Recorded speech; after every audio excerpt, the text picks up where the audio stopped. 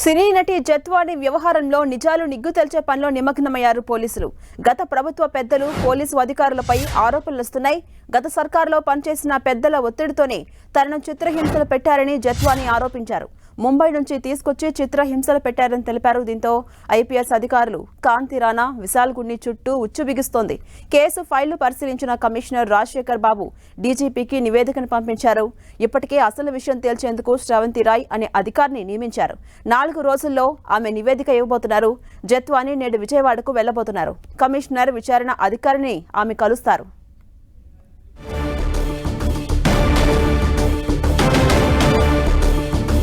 సినీ నటి జత్వాని పెట్టిన ఆరోపణలపై నిజాలు నిగ్గు తేల్చే పనిలో ఉన్నారు పోలీసులు.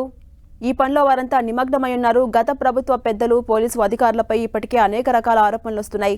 గత సర్కార్లో పనిచేసినటువంటి పెద్దల ఒత్తిడితోనే తనను అనేక చిత్రహింసలు పెట్టారని ఇప్పటికే జత్వాని ఆరోపించారు. ముంబై నుంచి తీసుకొచ్చి చిత్రహింసలకు గురిచేశారని తెలిపారు. దీంతో ఐపీఎస్ అధికారులు కాంతి రాణా, విశాల్ గున్ని చుట్టూ ఉచ్చు బిగుస్తోంది. కేసు ఫైళ్లు పరిశీలించినటువంటి కమిషనర్ రాజశేఖర్ బాబు ఇప్పటికే డీజీపీకి నివేదికను పంపించారు.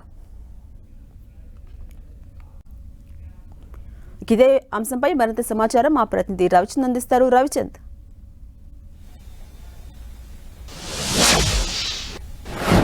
కాదంబరి జత్వాని వ్యవహారం ఆంధ్రప్రదేశ్ రాజకీయాల్లో పెను సంచలనంగా మారుతుంది.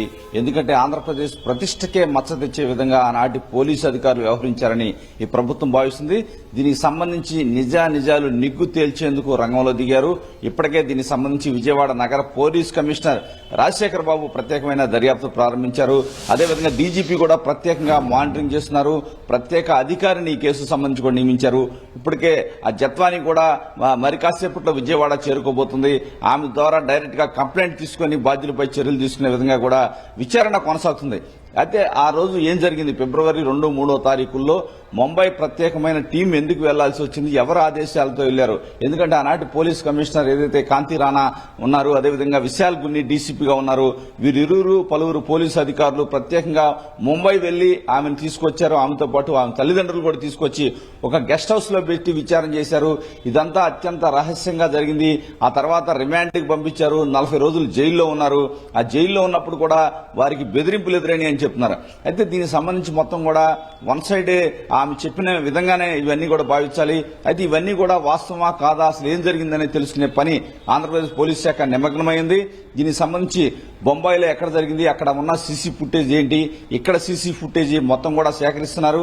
అదేవిధంగా ఆనాటి అధికారులు ఫోన్ డేటాను కూడా సేకరిస్తున్నారు. ఎందుకంటే వీరు చేసింది కాదు, వీరికి పై అధికారుల నుంచి ప్రెజర్స్ వచ్చాయని చెప్పి ప్రచారం జరుగుతుంది. ఎవరు దీని వెనక ఉన్న బ్యాక్ షిప్ ఎవరు అనేది కూడా తెలుసుకునే ప్రయత్నం చేస్తున్నారు. ఆనాటి ప్రభుత్వ పెద్దలపై వేళ్లన్నీ కూడా చూపిస్తూ ఉన్నారు. ఈ నేపథ్యంలో ఏదైతే ఒక ఎవిడెన్స్ అయితే తీసుకునే విధంగా కూడా ప్రయత్నాలు అయితే జరుగుతున్నాయి. మొత్తం పోలీస్ శాఖ చాలా ప్రతిష్టాత్మకంగా తీసుకుంది. ఎందుకంటే ఈ వ్యవహారం 2-3 రోజుల నుంచి కూడా దేశవ్యాప్తంగా చర్చనీయాంశంగా మారింది. ఆంధ్రప్రదేశ్ ప్రభుత్వ ప్రతిష్ట మంట కలిసే విధంగా వ్యవహారాలు ఉన్నాయని ప్రభుత్వం భావిస్తుంది.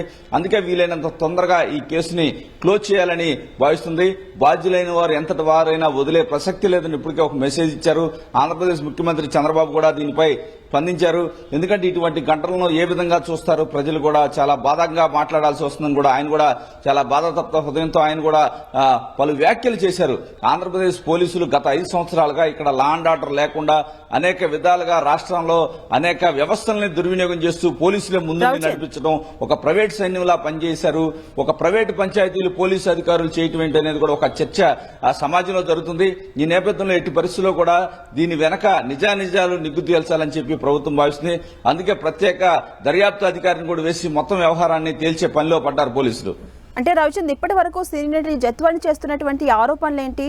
ఆమె ఎన్ని గంటలకల్లా విజయవాడకు చేరుకుని అక్కడ ఫిర్యాదు చేసే అవకాశం కనిపిస్తోంది?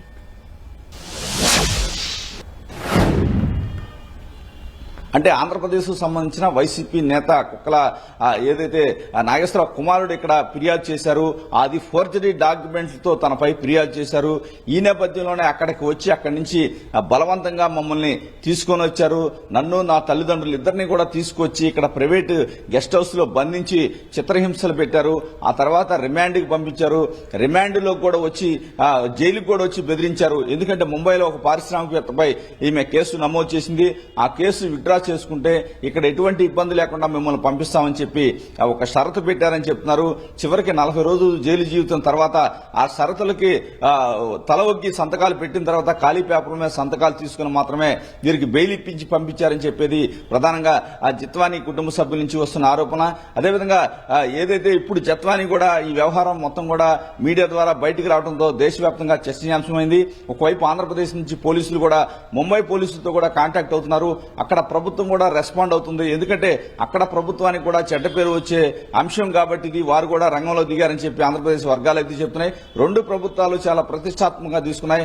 ఎట్టి పరిస్థితుల్లో కూడా ఏదైనా సరే ఈయన వెనక ఉన్న అసలు వాస్తవాలు ఏంటో వెలుగు తీయాల్సిన అవసరం ఉంది. ఏదైనా ఒక మహిళ గురించి కూడా కొన్ని ఆరోపణలు చేస్తున్నప్పటికీ కూడా అవన్నీ కూడా విచారణలో వెలుగు చూడాల్సిన అవసరం ఉంది. కానీ ఒక మహిళపై ఇటువంటి అఘాయిత్యాలు కావచ్చు, అరాచకాలు చేయటం భారతదేశ సమాజం క్షమించదని చెప్పి ఆంధ్రప్రదేశ్ ప్రభుత్వం భావిస్తుంది. ఎట్టి పరిస్థితుల్లో కూడా ఆమె మధ్యాహ్నానికి విజయవాడ వస్తుంది. వచ్చిన తర్వాత పోలీస్ కమిషనర్ కలుస్తుంది. అసలు వాస్తవాలు మీడియా ద్వారా బయట పెట్టే అవకాశం ఉంది. ఏదైనా 4-5 రోజుల్లో విచారణ ద్వారా మొత్తం విషయాలు బయటకు వచ్చే అవకాశం కనిపిస్తుంది. Right, thank you Ravichand.